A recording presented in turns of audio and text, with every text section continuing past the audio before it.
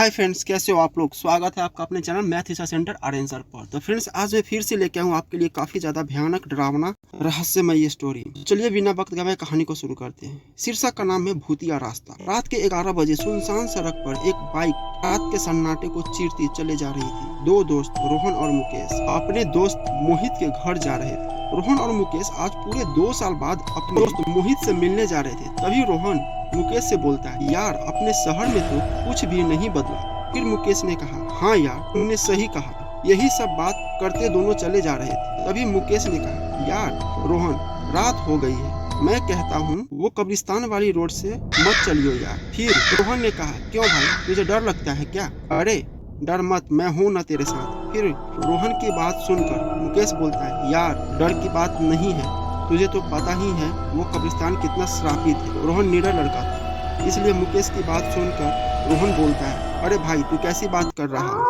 है, मैं तो उसी रास्ते से जाऊंगा, उस रास्ते से टाइम कम लगेगा। मुकेश जानता था रोहन बहुत जिद्दी है, वो नहीं मानेगा, इसलिए मुकेश कुछ नहीं बोलता। और फिर उसके बाद रोहन ही उसी रास्ते से अपनी बाइक ले जाने लगता है। ये दोनों कुछ ही आगे गए थे, तभी इनकी बाइक झटके देने लगती है। तभी मुकेश कहता है, अरे क्या कर रहा है, सही से चला भाई। फिर रोहन बोलता है, अरे भाई मैं तो सही से ही चला रहा, पर पता नहीं इस बाइक में क्या हो गया है। रोहन ने इतना ही कहा था कि इनकी बाइक झटके देते देते थोड़ा आगे जाकर बंद हो जाती। बाइक बंद होते ही रोहन बोलता है, अरे ये बाइक कैसे बंद हो गई? फिर मुकेश कहता है, अरे यार बंद हो गई तो क्या, फिर से स्टार्ट कर। मुकेश ने इतना बोलते ही रोहन बाइक फिर से स्टार्ट करने की कोशिश करने लगता है, पर बाइक स्टार्ट नहीं होती। तभी मुकेश ने एक ऐसी चीज देख लेता है जिसे देखकर मुकेश बस उसे ही देखता जा रहा था। मुकेश को देखकर साफ पता चल रहा था कि मुकेश ने जो चीज देखी है उसे देखकर मुकेश बहुत डर चुका है। तभी रोहन की नजर मुकेश से पड़ी तो उसे ऐसे डरे हुए देखकर रोहन बोलता है, अरे अब तुझे क्या होगा? और मुकेश बस अपनी उंगली से इशारा करते हुए दिखाता है। जिस तरह मुकेश की उंगली थी उसी दिशा में रोहन जैसे ही देखता है तो उसे दिखता है कि उनकी बाइक और कहीं नहीं बल्कि उस कब्रिस्तान के गेट के आगे खड़ा हुई थी। और रोहन एक निडर लड़का था, इसीलिए वो मुकेश से बोलता है, अरे भाई तू डर क्यों रहा है, बाइक इतने समय से घर में ही खड़ी थी, इसलिए बाइक बंद हो गई। और यार तू अब बाइक से नीचे उतर, पहले कोई मैकेनिक देखते। रोहन ने इतना ही कहा था। तभी मुकेश बोलता है, यार वो देख मैकेनिक की दुकान। रोहन जैसे ही उस तरफ देखता है तो उसे दिखता है एक छोटी सी झोपड़ी बनी है जिसमें एक पीला वाला बल्ब टंगा था और उसमें 40-50 साल का आदमी बैठा था। फिर उसके बाद वो दोनों अपनी बाइक उस मैकेनिक के पास ले जाते हैं और रोहन बोलता है, अरे काका देखना तो हमारी बाइक अचानक बंद हो गई, देखना तो इसमें क्या हो गया है। रोहन की बात सुनकर वो मैकेनिक उनकी तरफ देखा है और बोलता है, अच्छा बेटा तुम कुछ देर यहीं बैठो, मैं अभी देखता हूँ इसमें क्या हुआ है। इतना बोलकर वो आदमी बाइक ठीक करने लगता है और रोहन और मुकेश अभी वहाँ बैठे ही थे। तभी रोहन बोलता है, यार तू यहीं बैठ, मैं अभी 1 नंबर करके आया। इतना बोलकर रोहन थोड़ा ही आगे जाकर टॉयलेट करने लगता है और जैसे रोहन 1 नंबर करके पीछे मुड़ता है तो देखता है उसके पीछे एक आदमी खड़ा था और वो उसे ही देखा जा रहा है। रोहन को ये देखकर बड़ा अजीब लगता है, पर तभी वो आदमी उससे बोलता है, वो जो लड़का जो वहाँ बैठा है वो तुम्हारा दोस्त है ना? फिर रोहन जवाब देते हुए बोलता है, हाँ है। तो फिर वो आदमी बोलता है, पर तुम्हारा तो दोस्त उस फटी हुई और बंद झोपड़ी के पास बैठकर क्या कर रहा है? रोहन उसकी बात सुनकर बोलता है, बंद झोपड़ी?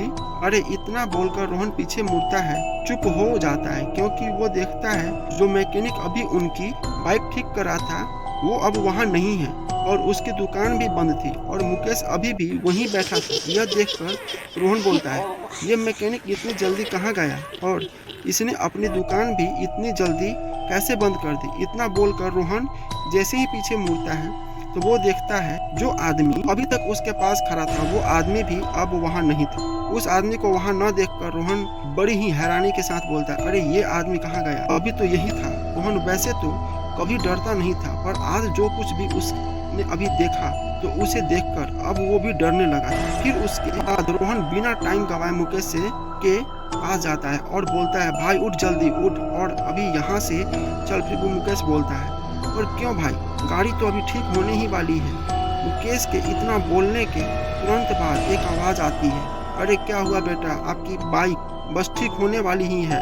ये और किसी की आवाज़ नहीं बल्कि उसी मैकेनिक की आवाज़ थी। रोहन जैसे ही अपना सर ऊपर करके देखता है तो उसे दिखता है वो मैकेनिक वहीं खड़ा था और उसकी दुकान भी खुली हुई थी। रोहन यही सोच रहा था कि ये कैसे हो सकता है, अभी तो यहाँ कोई नहीं था, यह सब हो क्या रहा है। यही सब रोहन सोच ही रहा था, तभी मुकेश बोलता है, अरे तुझे क्या है, तू बोलेगा भी कुछ। पर रोहन यही सोच रहा था मुकेश को कैसे बताओ कि उसके पिछले 10 मिनट में उसके साथ क्या क्या हुआ। पर थोड़ा सोचने के बाद रोहन बोलता है, मुकेश तू मेरे साथ 1 मिनट के लिए थोड़ा इधर तो आ। इतना बोलकर रोहन मुकेश को थोड़ा साइड में ले जाता है और बोलता है, यार मुकेश ये जो मैकेनिक है यह मुझे लगता है कि भूत है।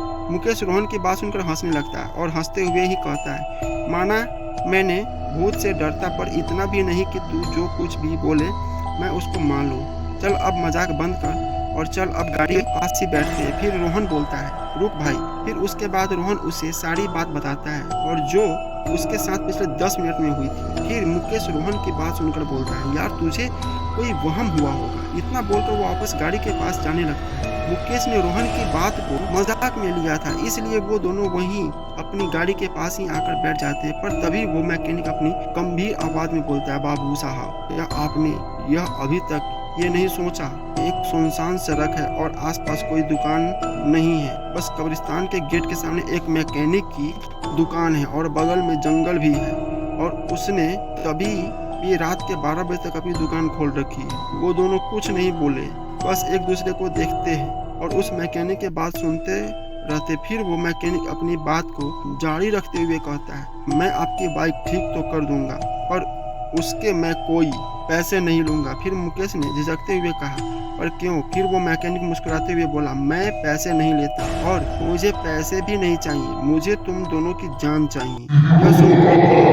हक्के-बक्के रह गए और दोनों अब न उब देखते न ताव, दोनों वहां से तुरंत उठ के भागने लगते हैं। दोनों लगातार भागे ही जा रहे थे पर वो कब्रिस्तान की दीवार पार नहीं कर पा रहे थे, यानी वो कब्रिस्तान से आगे नहीं जा पा रहे थे। दोनों को अब भागते भागते लगभग आधा घंटा हो गया था और दोनों की सांस भी फूलने लगी थी। पर तभी दोनों अचानक रुक जाते हैं और वो दोनों देखते हैं आगे उस ही मैकेनिक की दुकान थी और वही कब्रिस्तान का गेट था, यानी वो दोनों भागते भागते वापस वहीं आ गए थे। फिर तभी वो दोनों देखते हैं कि वो मैकेनिक अभी भी उन्हीं देखकर मुस्कुरा रहा था।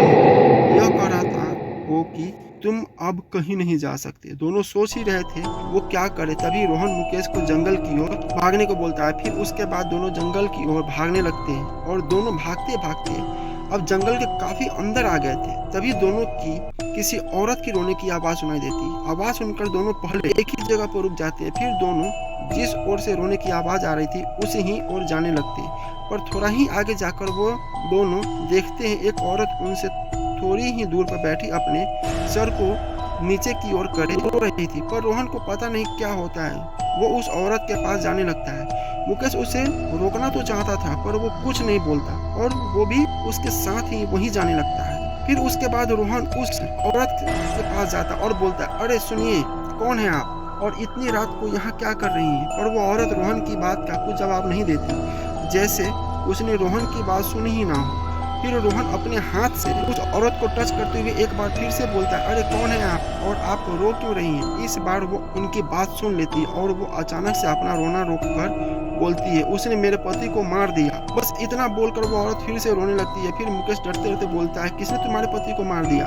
फिर वो औरत अपनी गंभीर आवाज में बोलती है, उसने मेरे पति से अपनी गाड़ी ठीक करवाई और जब मेरे पति ने उससे पैसे मांगे तो उसने मेरे पति को मार दिया और अब हम सबकी गाड़ी ठीक तो करते हैं पर पैसे नहीं लेते। इतना बोलकर वो औरत चुप हो जाती है। पर यह सुनकर उन दोनों के होश उड़ जाते हैं और तभी वो औरत अचानक से अपना सर ऊपर करती है और उन दोनों की तरफ जैसे देखती है और जैसे ही वो दोनों उस औरत का चेहरा देखते हैं तो उनका दिल अपनी दुगुनी रफ्तार से धड़कने लगता है, क्योंकि उस औरत का चेहरा पूरा सफेद पड़ा हुआ था, जैसे उसके शरीर में खून की एक बूंद भी ना हो। फिर वो औरत इन दोनों की तरफ देखती और बोलती है, अब तुमने हमसे अपनी बाइक ठीक कराई है, अब तुम्हें मरना होगा क्योंकि तुम भी पैसे नहीं देते और मेरे पति को मार देते। दोनों जैसे यह सुनते हैं तो उनके अंदर डर की एक लहर सी चलने लगती है, इसलिए तुरंत अपना हाथ जोड़ते हैं और विनती के सुर में बोलते हैं, हमें जाने दो, हम तो पैसे देने की वाले थे, हमें जाने दो। तभी उनके पीछे से एक आवाज़ आती है, बाइक ठीक हो गई बाबू साहेब।